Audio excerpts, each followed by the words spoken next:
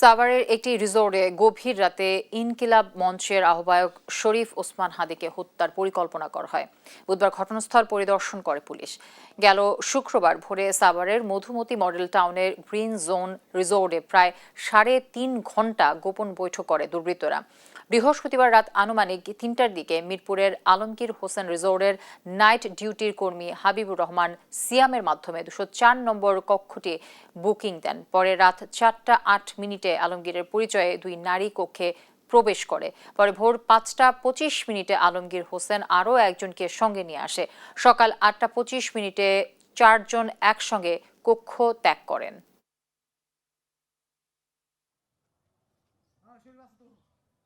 BNP তদন্ত করতেছে, আমরা জানি পুলিশ আসছিল, আমরা হেল্প করছি। ওখানে যারা তদন্তকারী আসছিল, তারা তদন্তকারী যে সংস্থা ছিল তাদেরকে যা হেল্প করা দরকার করতেছে। যে গুলি করছিল সে আসছিল কিনা আমি আসলে এই ব্যাপারে পুনরাগত তথ্য দিতে পারবো না। এটা যে তদন্তকারী অফিসার সাথে আলাপ করে নিতে হবে।